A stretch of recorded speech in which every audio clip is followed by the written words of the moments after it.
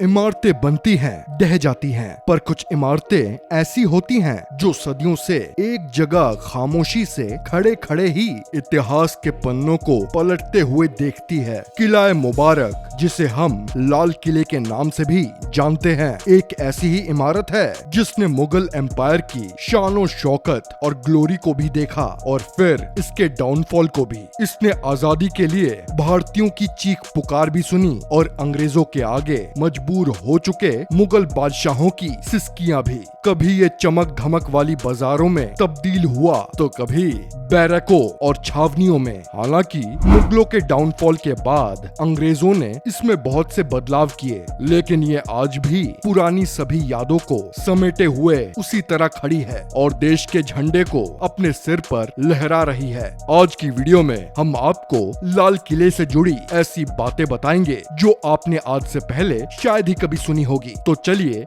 Video शुरू करते हैं। Construction of Red fort. 1627 ईस्वी में शाहजहां मुगलिया सल्तनत के तख्त पर बैठा। अपने बाप दादाओं से हटकर उसने अपनी कैपिटल दिल्ली की जगह आगरा बनाई, लेकिन आगरा की गर्मी उसे रास नहीं आई, इसीलिए उसने वापस दिल्ली आने का फैसला किया। इसके लिए उसने यमुना नदी के किनारे 1638 ईस्वी में एक किले की नींव डाली और इसके सामने शाहजहानाबाद शहर बसाया, जिसे आज दिल्ली कहा जाता है। 10 साल बाद जब यह किला 1648 ईस्वी में बनकर तैयार हुआ तो एक बहुत शानदार सेरेमनी कराकर शाहजहां ने इसका इनॉग्रेशन किया। उस वक्त चीन के रेशम और तुर्की के मखमल से किले की सजावट की गई थी। इस किले को बनाने में सफेद संगमरमर और लाल बलुआ पत्थर का इस्तेमाल किया गया था। उस वक्त ये सफेद रंग का था और उसे किला मुबारक कहा जाता था, लेकिन वक्त के साथ सफेद पत्थर खराब होता गया, इसलिए अंग्रेजों ने इसे लाल रंग से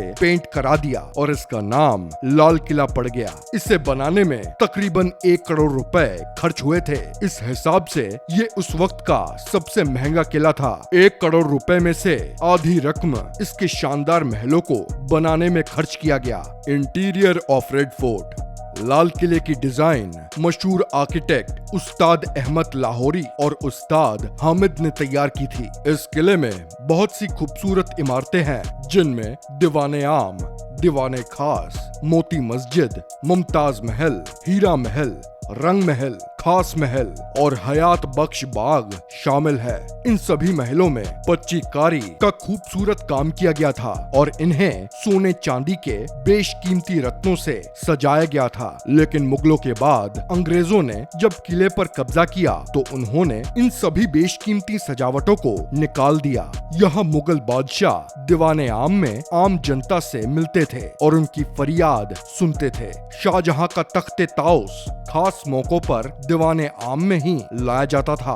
दीवाने खास में खास मेहमानों की मेहमान नवाजी की जाती थी। नहर बहिशत से होकर पूरे किले में पानी की सप्लाई होती थी। किले में 2 मेन गेट हैं, जिसमें से एक दिल्ली दरवाजा और दूसरा लाहौरी दरवाजा है। लाहौरी दरवाजे के सामने छत्ता बाजार से होते हुए एक नक्कार खाना है, जहां दिन भर में 5 बार नौबत बजती थी। संडे और बादशाह के जन्मदिन पर ये नौबत पूरे दिन बजती थी। इसी नौबत खाने में मुगल बादशाह जहादार शाह और फारूक शियार को कत्ल किया गया था। किले को मजबूती देने के लिए इसकी बाहरी दीवार को औरंगजेब ने बनवाया था। उसने लाल किले में सफेद संगमरमर से मोती मस्जिद भी बनवाई थी। लाल किले के बगल में सलीमगढ़ का किला है, जिसे शेरशाह सूरी के बेटे सलीम शाह ने 1546 में बनवाया था। बाद में इसका इस्तेमाल कैद खाने के तौर पर किया जाने लगा। Importance of Red fort.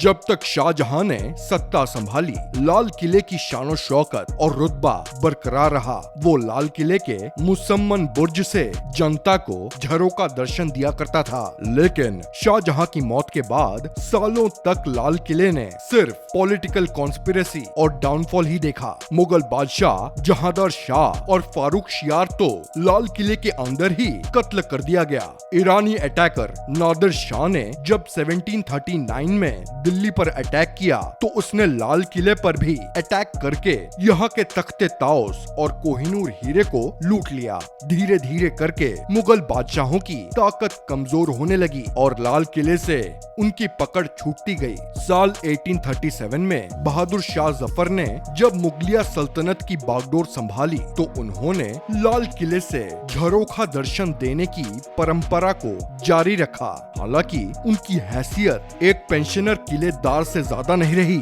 1857 में जब रिवोल्ट शुरू हुआ और रेवोल्यूशनरीज मेरठ से होकर दिल्ली आए तो वो लाल किले के सामने ही इकट्ठा हुए और बहादुर शाह जफर से इस रिवोल्ट का लीडर बनने की फरियाद की। हालांकि पहले तो उन्होंने इनकार कर दिया, लेकिन बाद में फिर वो मान गए और जब अंग्रेजों ने ये रिवोल्ट दबा दिया तो उन्होंने लाल किले के दीवाने आम में ही बहादुर शाह जफर पर मुकदमा चलवाया। 1857 के बाद अंग्रेजों ने पूरी तरह से लाल किले पर कब्जा कर लिया और इसे एक आर्मी छावनी में तब्दील कर दिया। उन्होंने किले के डैमेज हो चुके हिस्सों की मरम्मत की और यहाँ बहुत से बदलाव भी किए। दीवाने आम को सैनिकों के लिए अस्पताल में तब्दील कर दिया गया। दीवाने खास को सैनिकों के रहने के लिए एक रेसिडेंशियल बिल्डिंग बना दिया गया। साल 1877, 1903 और 1911 में जब दिल्ली दरबार लगा तो वो भी लाल किले में ही लगाया गया। 1945 में सेकेंड वर्ल्ड वॉर में जापान के हारने के बाद अंग्रेजों ने आजाद हिंद फौज के 3 कमांडर्स को कैद कर दिया और उन पर भी लाल किले में ही खुले आम मुकदमा चलाया। उस दौरान पूरे देश में नारा गूंजता था, लाल किले से आई आवाज, सहगल ढिल्लो और शाहनवाज। इन तीनों को फांसी की सजा लगभग तय थी, लेकिन भूला भाई देसाई, पंडित नेहरू, तेज बहादुर सप्रू जैसे वकील इनकी पैरवी के लिए लाल किले में आ खड़े हुए और अपनी दलीलों से इन्हें फांसी की सजा से बचा लिया। 15 अगस्त 1947 को जब देश आजाद हुआ तो उस सुबह पूरा लाल किला उस्ताद बिस्मिल्लाह खां की शहनाई से गूंज उठा। देश के पहले प्राइम मिनिस्टर जवाहरलाल नेहरू ने लाल किले के लाहौरी गेट पर आकर तिरंगा झंडा फहराया और जनता को एड्रेस किया। जनता भी आजादी की खुशियां मनाने लाल किले पर ही आकर इकट्ठा हुई। आजादी के बाद लाल किले को इंडियन आर्मी के कैंप के तौर पर इस्तेमाल किया जाता था। 22 दिसंबर 2003 को इंडियन आर्मी ने लाल किले को आर्कियोलॉजिकल सर्वे ऑफ इंडिया को सौंप दिया और फिलहाल ASI ही इसकी देखभाल करता है। 2007 में लाल किले को यूनेस्को की वर्ल्ड हेरिटेज साइट डिक्लेयर किया गया। 1947 के बाद से हर साल 15 अगस्त के दिन प्राइम मिनिस्टर यहाँ तिरंगा झंडा फहराते हैं और पूरे लाल किले को दुल्हन की तरह सजाकर आजादी का जश्न मनाया जाता है। तो दोस्तों, ये थी भारत की शान लाल किले के ऊपर हमारी आज की वीडियो। आपको लाल किले के अंदर कौन सी इमारत सबसे ज्यादा पसंद है, हमें कमेंट करके जरूर बताइएगा और उम्मीद है कि आपको ये वीडियो पसंद आई होगी। और अगर वीडियो इंफॉर्मेटिव लगी हो तो इसको लाइक, शेयर और चैनल को सब्सक्राइब करना ना भूलिएगा। मिलते हैं आपसे अगले वीडियो में, तब तक के लिए जय हिंद।